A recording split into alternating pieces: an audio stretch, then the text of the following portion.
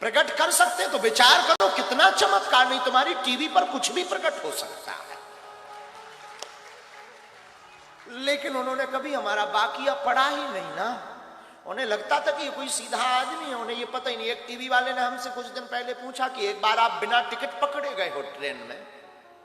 हमने कहा बात तो तुमने सही सुनी कि हम एक बार बिना टिकट के ट्रेन में पकड़े गए हैं, पर जिस टीटी ने पकड़ा था उसी से 1100 रुपया लेकर उतरे थे। हाँ, जिसने पकड़ा था उसी से 1100 लेकर, और भगवान की कृपा तब सिद्धि हमारे पास आ चुकी थी। और जैसे ही ट्रेन में चढ़े, अब वो बाकिया ऐसा है कि हमारी एक बार जेब कट गई मथुरा में। महाराज जी को हमने बताया था, लोग हमसे पूछ रहे कि वो क्या बाकिया। एक बार हमारी जेब कट गई मथुरा में जंक्शन पर, हमारी कट गई। उस वक्त हनुमान जी छोटे से लेकर हम चलते थे। अब कट गई तो कट गई, जेब ही 1300 रुपया गए। एक मोबाइल था नोकिया का जिसमें सांप सीढ़ी खेलती थी। उसमें सांप चलता था, बहुत लंबा सांप हो जाता, फिर वो टकरा जाता था।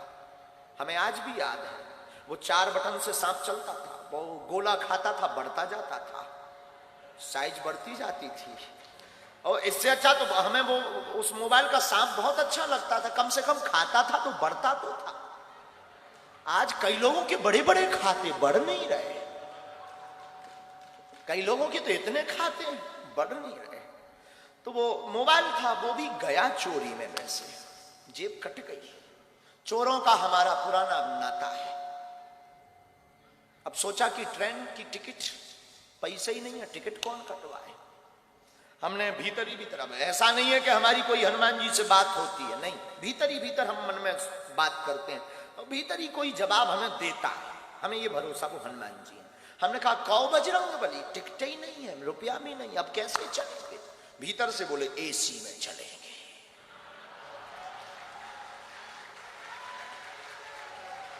अब जब उन्होंने ही कहा तो क्या करें, हमने भी पढ़े लिखे तो थे ही। एसी A1 डब्बा पड़ा, A1 रेलगाड़ी आई, रात का समय, चढ़ गए।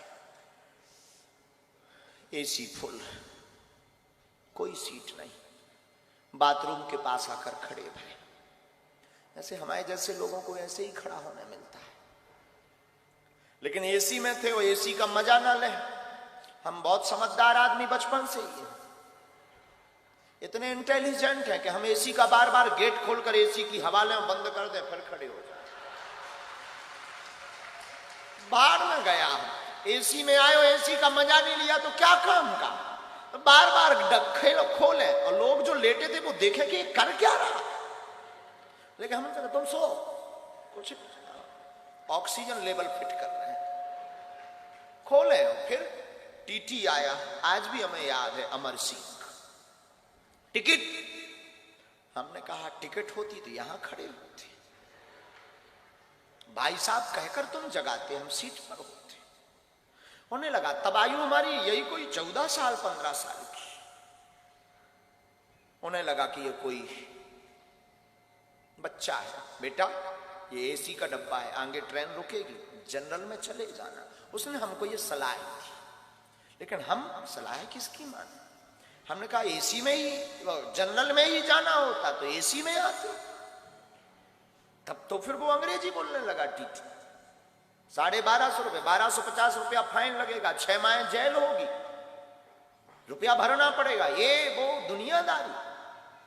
हमने ही कहा 1300 थे सो कट गए, अब तो बचे ही नहीं। वो नहीं माना, उसने कोर्ट से मोबाइल निकाला। हमने सोचा कि अगर इसने मोबाइल निकाला, पुलिस को बुलाया, बेइज्जती हो। उसके पहले ही हमने डब्बा खोला कि बेइज्जती करवाओगे क्या। डब्बा मतलब छोटा सा, हम एक टिफिन रखते थे, उसमें बालाजी रखते थे। हमने वो खोला, हमका बेइज्जती करवाओगे क्या। अब वो अपने मोबाइल में फंसा ही था। हमने कहा क्यों, तुम्हारा नाम अमर सिंह है। तो उसको लगा कि ये पढ़ लिया। उसने बड़े, हमें आज भी याद है उसकी टोन, उसने बड़ी टोन में बोला है तो हमने कहा तुम्हारे बाप का नाम अमुक सिंह है। अब तो वो न्यूट्रल हो गया।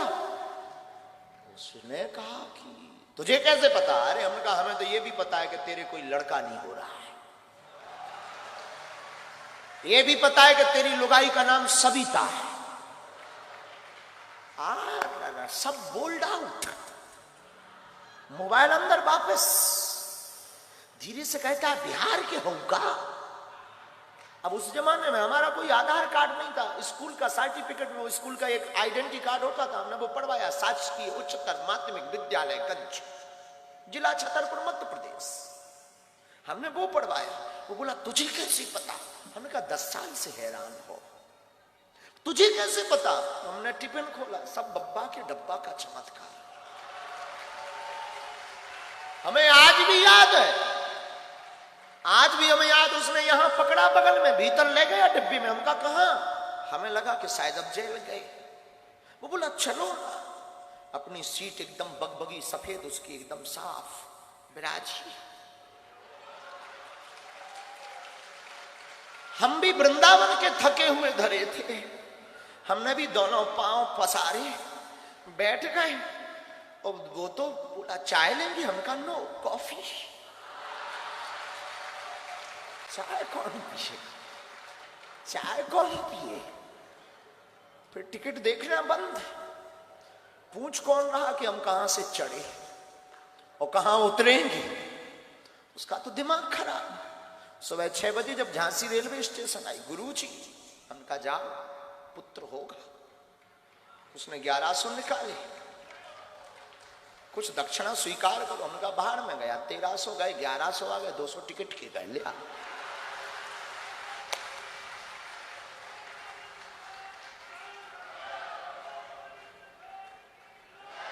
ये 14-15 साल में ही कर चुके थे कांड। अब ऐसे कोई कांड नहीं है, पर हो गया था। तो किसी ने हमसे पूछा था कि आप बिना टिकट ट्रेन में पकड़े गए। हमने कहा ये तो किसी को बता ही नहीं कि हम 1100 लेकर उतरे थे। वैसे आज भी वो हमारा चेला है, भगवान की कृपा से उसके बेटा भी हो गया है 5-6 साल का। और अभी आप रुकिएगा, उसकी आयु पूछिएगा, 52 साल में बेटा हुआ है।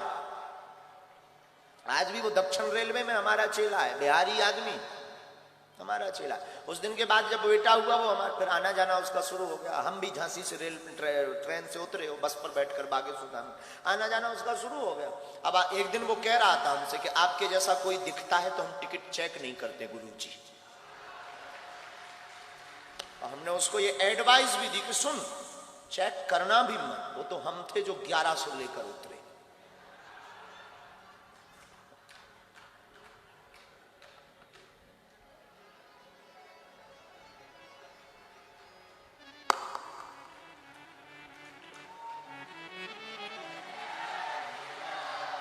बल्लभ विठ्ठल गिरधारी,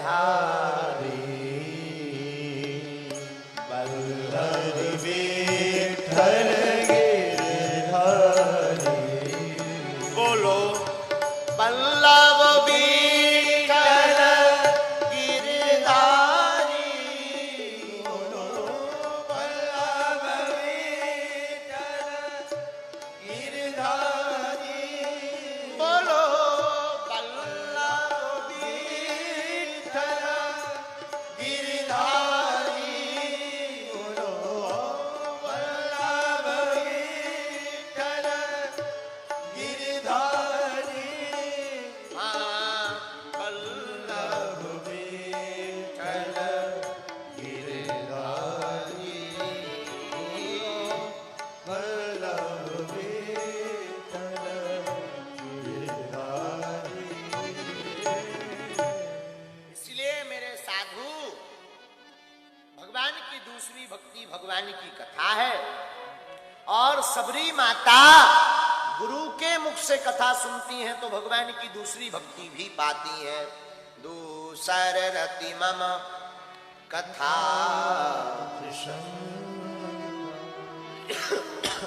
दूसरी भक्ति भगवान की कथा में प्रीति है। इसलिए खूब भगवान के चरणों में प्रीति करो, खूब भगवान की भक्ति में अनुरक्त रहो, खूब राग में रमो।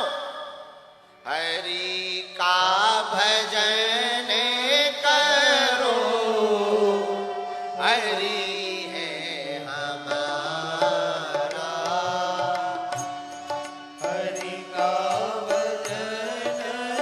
भैया टीकमगढ़ के पागलो सुनो,